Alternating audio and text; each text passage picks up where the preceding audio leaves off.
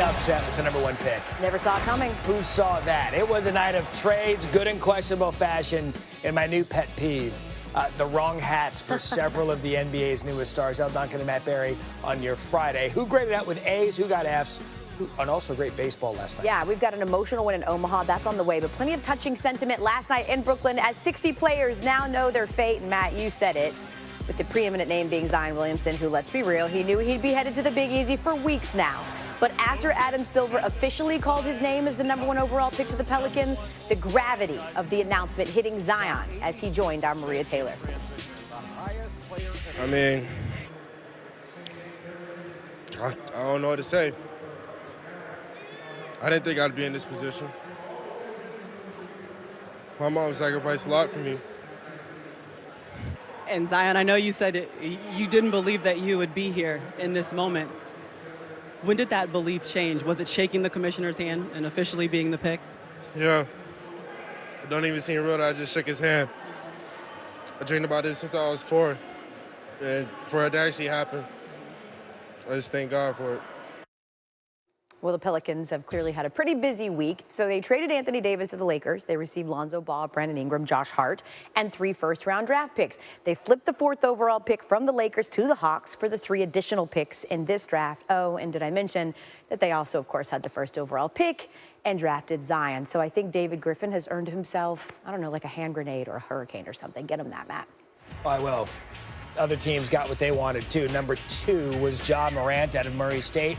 Headed to the Memphis Grizzlies, Ja steps into a good situation with the Grizz, having just traded Mike Conley to the Jazz. Just behind Ja was Duke swingman R.J. Barrett to the Knicks. Barrett eager to head to New York. Both of his parents are from there. Averaged over 22 points, 7.6 rebounds, and 4.3 assists. And like Zion, the emotion continued with these two.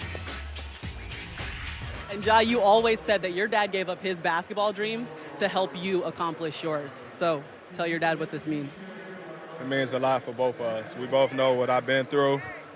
I don't want to get a little emotional up here, man, but I just want to thank him for everything he done for me. He made me who I am today, and I'm just thankful for it all. Dad, what does it mean to be in this moment? Because he told you when he was 12, this is the stage that he wanted to stand on. I'm excited for him. You know, your children make goals, and they go out and achieve them. You have to be proud. Very proud. I'm proud of you, son. Okay, to have a look at the rest of the lottery. Just a great back and forth with the parents last night. Thumbs up to our Maria Taylor. Virginia's DeAndre Hunter went 4th to the Hawks after trading up, followed by Darius Garland and Jarrett Culver. Kobe White, 7th to the Bulls. They coveted a guard. They got one. He was one of 6 ACC players to go in the lottery, the most lottery picks ever by one conference in a single draft. And, of course, Duke, North Carolina certainly had their flavor in there as well. Let's bring in our NBA insider, Adrian Wojnarowski. He was present last night. Lots of trades, Woj, salary dumps amidst the NBA draft. So how did the impact of the draft last night, what impact will that have on free agency? Well, you know, the Celtics with the 2 first-round picks, they moved 1 in a trade. They've created roughly $25, $26 million in salary cap space. They could use that to go get a center. One player who certainly interests them, Nikola Vucevic, the free agent center in Orlando. He is a target of Boston, of Los Angeles. Now, the Magic want to re-sign him, and he's had a great experience there, and they'll keep talking on a deal there. But if they don't come to terms in Orlando, you know, Boston's a team that's created the space and the cap flexibility to do that. I thought Indiana taking T.J. Warren in from the Suns in a trade and getting the 32nd overall pick was a tremendous deal. That's some insurance for them with Bojan Bogdanovic and his free agency. Indiana still has space to go get a point guard in free agency. They're targeting Ricky Rubio. And I thought Portland getting the Sear Little in the 20s after getting Anthony Simons in the 20s last year. 2 outstanding young late teenage assets who could be players that could really develop with the Blazers or as they look to go out and get a third star for Damian Lillard, CJ McCollum, Neil Olshey now has some assets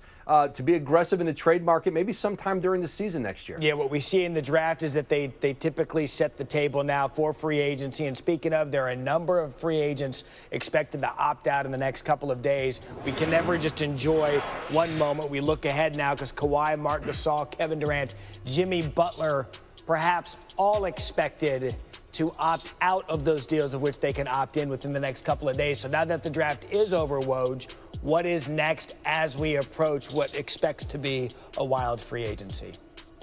Well, Marc Gasol is an interesting name there. He's got a $25.5 million number. Does he opt in to that number, or does he opt out with the expectation he could sign a longer-term deal with the Raptors or go elsewhere? I think Gasol's future in Toronto may well be tied to what Kawhi Leonard does. If Kawhi Leonard were to stay, well, you'd very much in Toronto want to bring back Marc Gasol, perhaps on a longer-term contract. You could even bring him back with the group they have without Kawhi Leonard. The others there are all going to very likely opt out of their deals, become unrestricted free agents. All right, June 30th, you see the date there, just 9 days away from the free agent frenzy. Adrian Wojnarowski with us this morning. Woj, thank you. Thanks, Matt. Matt, we're all in. 103-year-old won the 100-meter dash at the senior games. I'm Tony Kornheiser. Congratulations, Hubie Brown. Okay, now Hubie's not even in season. He's sitting at home trying to enjoy a lemonade and watch the show. And you know what he's doing? Are. And he's laughing.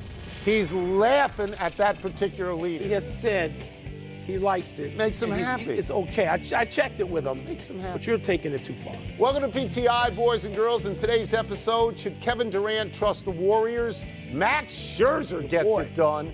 And Jay Billis joins us from the NBA draft for 5 good minutes. But we begin today with the U.S. team's World Cup win over Sweden this afternoon. The final score was 2-0, and the second of those 2 goals had to go to VAR to be upheld, which it was. The U.S. will play Spain next in the round of 16. I said this would be a statement game for the team. Wilbon, what kind of statement did the team make? The statement was, get out of here. Because the U.S. came right out and scored within 3 minutes. Lindsey Horan's goal made it 1-0. I mean, and I guess there were a couple of tough saves that had, not even tough, a little more than routine saves that had to be made. And then the U.S. scores again very quickly in the second half. And to me, I would call it never challenged. Never challenged. So I'm going to agree with that. I mean, the United States presents itself as a dominant team.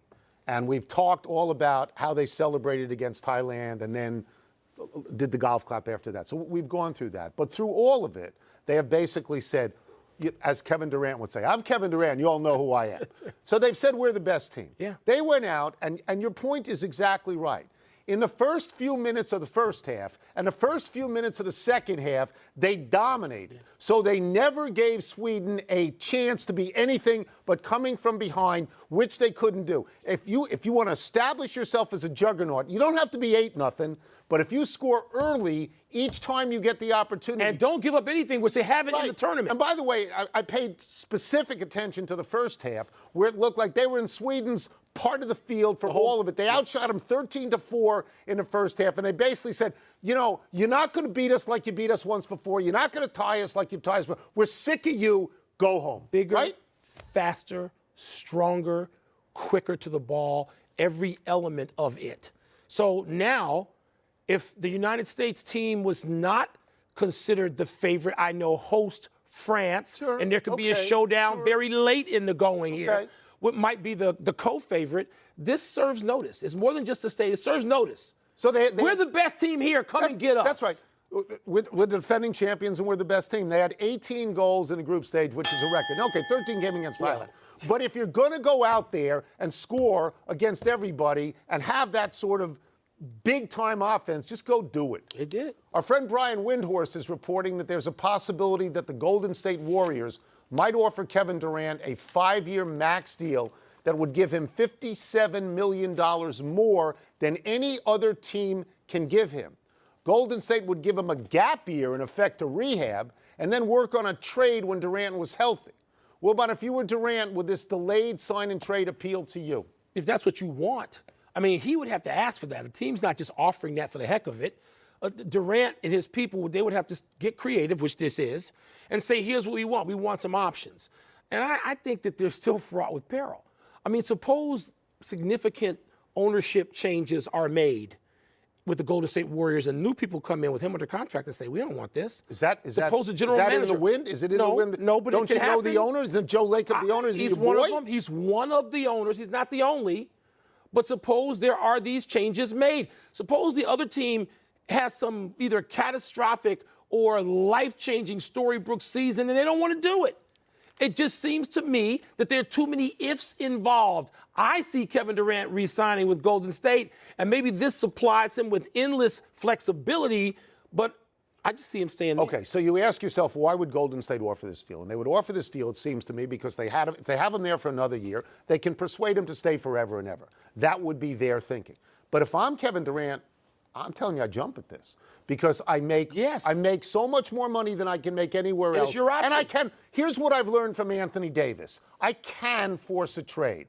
If you give me a contract and there's a stipulation in the contract that I can force a trade and I want to down the road, then I'm going to do that. And for the team that picks him up, if there is a team that gets him, that team is now only obligated to basically pay what they would have paid for 4 years.